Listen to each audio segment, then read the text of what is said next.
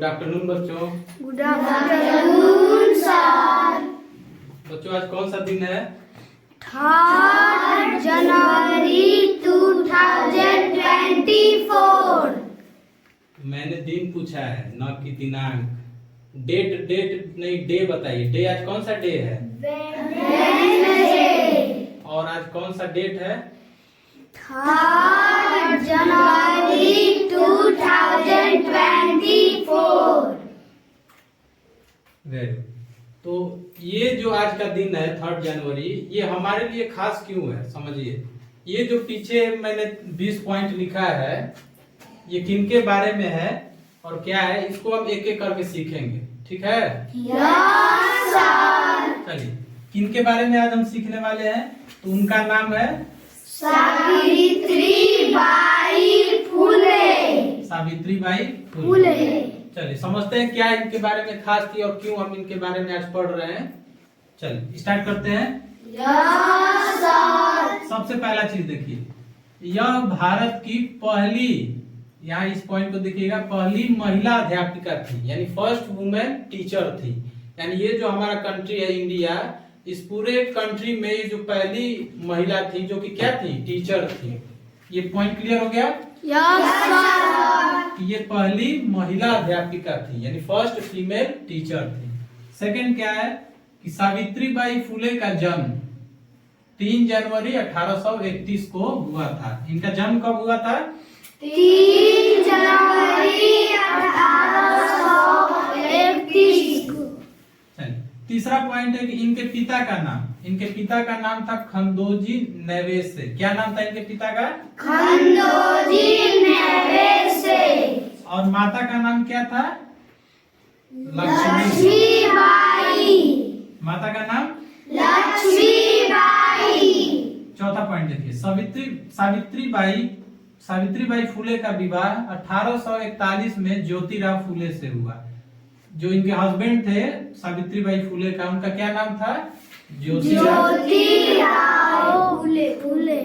ज्योतिराव फुले। इनका विवाह आप देख रहे हैं कौन से सन में हुआ था? 1841 में। यानी इनका जन्म हुआ था 1831 में और विवाह हो गया 1841 में। यानी उस समय क्या हो रहा था? बालिका विवाह का प्रावधान था। यानी बच्चों, जो लड़कियां थी, उनकी शादी कम ही वर्ष पे कर दी जा रही थी, कम आयु पे। जैसे ही वो 10 साल की 12 साल की होती थी, उनकी शादी कर दी जाती थी।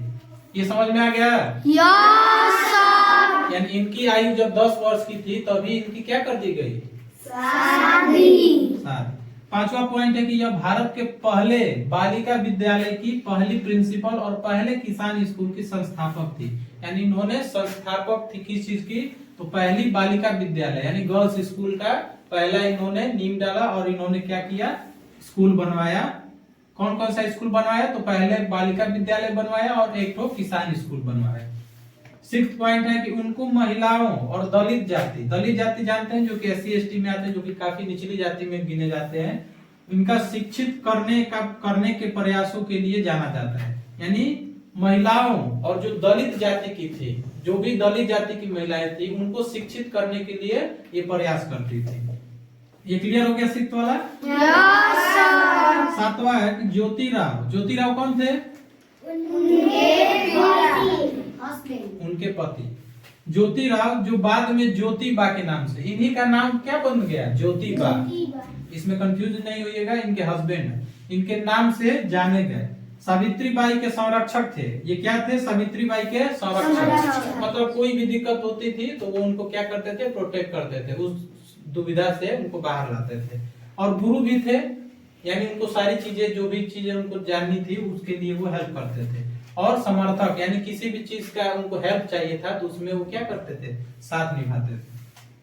8वां पॉइंट है कि इनका उद्देश्य यानी मकसद आप बोल सकते हैं, पर्पस। इनका पर्पस क्या था? कि विधवा विवाह करवाना। यानी ये समझ रहे हैं कि कोई औरत अगर विधवा हो गई है तो उसका पुनर्विवाह, मतलब फिर से उसका क्या करवाना? विवाह करवाना।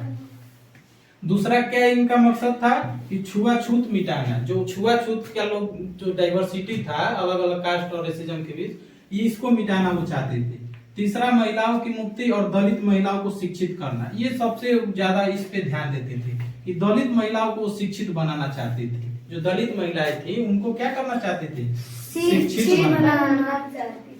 9th पॉइंट है कि वे जब स्कूल जाती थी, देखिए ये ऐसा कार्य करती थी, फिर भी कुछ लोग इनके विरोधी थे। वो चाहते थे कि क्या ना हो, लड़कियों को या बालिकाओं को शिक्षा न दी जाए। तो जब वे स्कूल जाती थी पढ़ाने के लिए, तो जो विरोधी लोग थे उन पर क्या करते थे, गंदगी फेंकते थे, कीचड़ फेंकते थे, गोबर फेंकते थे और बिष्टा यहाँ तक कि फेंका करते थे। यानी वो इतने, समझ लीजिए, उनको रोकने के लिए वो तमाम कोशिशें करते थे कि ताकि वो विद्यालय जाके बच्चों को न पढ़ा पाए। लेकिन उनकी कोशिश क्या थी कि जितने भी दलित महिलाएं हैं उनको क्या करें, शिक्षित बनाए।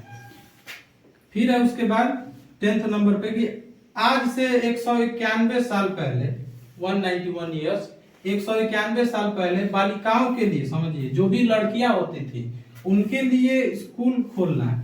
अगर कोई व्यक्ति चाहता था कि लड़कियों के लिए स्कूल खोले तो वो उसके लिए पाप माना जाता था, एक पाप के रूप में कर्स माना जाता था।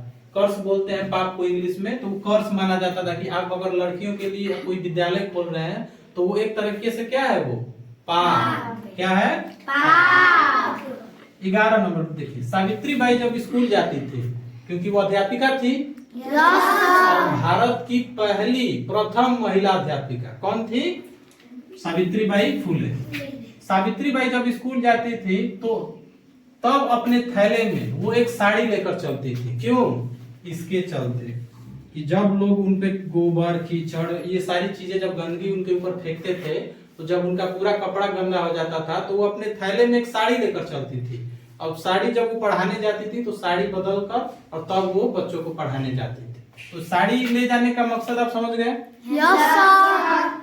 अब देखिए 12 नंबर पे 5 सितंबर 1848, ये पहला साल था जिसमें क्या हुआ कि पुणे में, जो कि महाराष्ट्र में पड़ता है, महाराष्ट्र के पुणे में अपने पति के साथ, कौन थे उनके पति, ज्योतिबा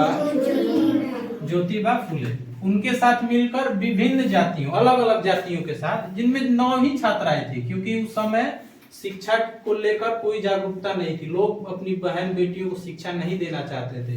तो वो क्या करती कि 9 छात्राओं को सिर्फ लेकर क्या की, महिलाओं के लिए एक विद्यालय की स्थापना की। यानी एक विद्यालय शुरू की जिसमें शुरुआत में कितने छात्राएं थी, 9।